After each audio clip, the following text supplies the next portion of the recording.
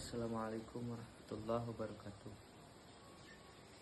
Saya Muhammad Rizky Auludin dari Prodi Penjas kelas A angkatan 2024 akan sedikit menjelaskan materi tentang etika berkomunikasi kepada orang tua, guru, dan sesama.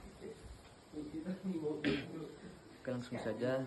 Di sini ada yang pertama, pengertian etika berkomunikasi. Etika berkomunikasi adalah aturan atau pedoman moral dalam berbicara, mendengar, dan bersikap saat berinteraksi dengan orang lain. Tujuannya bukan hanya agar terlihat sopan, tapi agar hubungan terjaga dengan baik, saling menghargai, dan tidak menyinggung perasaan orang lain. Jadi ketika kita berkomunikasi kepada orang lain maupun yang tua ataupun yang lebih muda, kita harus menunjukkan sopan santun yang baik, apalagi kita sebagai mahasiswa yang sudah dididik di kuliah. Selanjutnya yang poin kedua itu ada prinsip dasar etika komunikasi. Menurut pandangan umum dan sejalan dengan pemikiran tokoh seperti Dr. Fahrudin Faiz, etika komunikasi selalu berlandaskan yang pertama itu kejujuran. Berkata sesuai fakta, tidak berbohong. Kedua itu tanggung jawab, siap menerima akibat dari kata-kata dan sikap. Selanjutnya ada keadilan, menghargai hak orang lain untuk didengar. Selanjutnya empati dan rasa hormat, berusaha memahami perasaan dan posisi orang lain. Selanjutnya ada kesesuaian konteks, berbicara sesuai situasi, waktu, dan lawan bicara.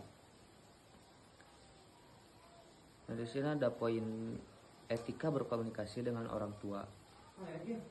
Orang tua adalah sosok yang harus dihormati, sehingga komunikasi dengan mereka memerlukan sikap penuh adab. Sikap yang baik seperti berbicara dengan lembut, tidak meninggikan suara, mendengarkan saat orang tua berbicara, tidak memotong pembicaraan. Seterusnya ada menggunakan kata-kata sopan seperti tolong, terima kasih, dan maaf. Itu pun tidak berlaku kepada orang tua saja, tetapi pada guru ataupun pada teman.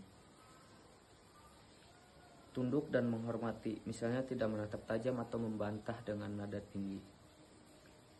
Poin selanjutnya berterima kasih dan mendoakan, karena orang tua telah berkorban untuk kita. Dan di sini ada sikap yang harus dihindari oleh kita ketika berkomunikasi atau berbicara kepada orang tua. Menjawab dengan nada tinggi atau kasar. Kita juga semua orang juga tahu kalau menjawab dengan nada tinggi atau kasar itu hukumnya dosa besar. Selanjutnya ada mengabaikan nasihat orang tua. Ketika orang tua menasihati kita harus mendengarkan terlebih dahulu, maupun itu dengan menasihati dengan kata-kata yang sedikit tinggi, kita harus mendengarkan terlebih dahulu. Poin selanjutnya ada membantah atau menyela saat mereka berbicara. Ketika orang tua berbicara, kita jangan memotong atau membantah, karena itu perlakuan dosa. Mengeluh berlebihan atas perintah atau permintaan mereka. Ketika orang tua memberi perintah kepada kita atau minta permintaan, kita harus menuruti orang tua. Jangan pernah membantah. Ada nilai moral dalam Al-Quran, Quran surat Al-Isra ayat 23. Allah memerintahkan agar kita tidak berkata kepada orang tua, apalagi membentak. Maksudnya ketika orang tua memberi perintah atau permintaan kepada kita jangan menjawab males, ini itu. Jangan, tetapi kita harus menurutinya. Selanjutnya ada poin etika berkomunikasi dengan guru. Seperti yang kita tahu, guru adalah sumber ilmu dan pembimbing, sehingga harus dihormati seperti orang tua kedua. Sikap yang baik, gunakan bahasa sopan dan jelas saat bertanya atau menjawab. Perhatikan dan dengarkan saat guru berbicara. Bersikap rendah hati, tidak merasa lebih tahu. Menghargai waktu dan kehadiran guru, misalnya tidak terlambat dan tidak berbicara sendiri saat pelajaran. Ini sering terjadi, apalagi kalau di bangku yang belakang sering mengobrol ketika guru menjelaskan. Nah, itu sebenarnya tidak boleh, tapi zaman sekarang maupun zaman-zaman dulu juga sering. Selanjutnya ada mengucapkan salam dan terima kasih setelah berinteraksi.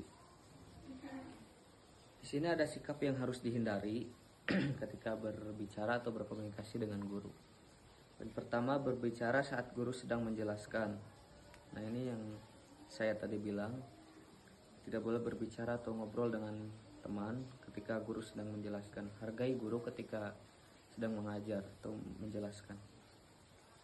Poin kedua, menyindir atau menyepelekan guru. Nah, ini apalagi itu termasuk dosa.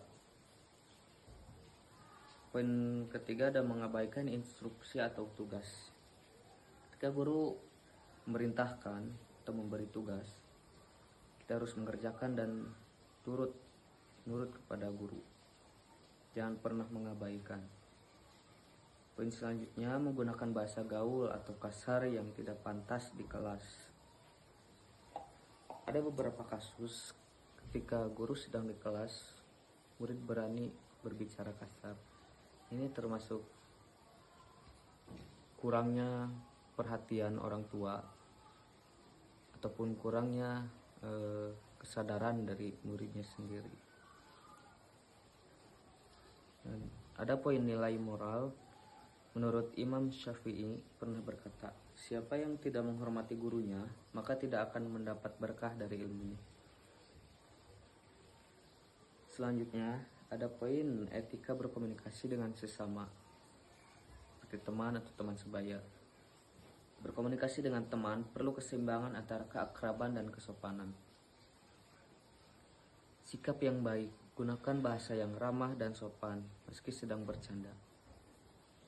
Tapi kalau sesama teman, kita atau saya sendiri juga sering menggunakan bahasa-bahasa yang kurang baik didengar. Tapi ayo kita biasakan supaya etika kita lebih baik. Menghargai pendapat teman, tidak memaksakan kehendak. Ketika teman berpendapat ataupun beda pendapat dengan kalian, dengan saya juga, hargai pendapat teman karena setiap orang berbeda-beda pendapat. Jadi kita harus hargai pendapat teman. Selanjutnya ada poin jujur dan terbuka, tidak bergosip atau menjelekkan orang lain. Ketika kita sedang nongkrong ataupun ngumpul sama teman-teman, lebih baik kita membicarakan hal-hal yang baik seperti tugas kuliah ataupun yang masih sekolah, tugas sekolah. Jangan membicarakan orang lain. Selanjutnya ada poin mendengarkan dan membantu teman yang butuh dukungan. Ketika teman sedang membutuhkan kita ataupun sedang terkena musibah, kita harus menolongnya sebisa mungkin. Kalau tidak bisa menolong dengan harta ataupun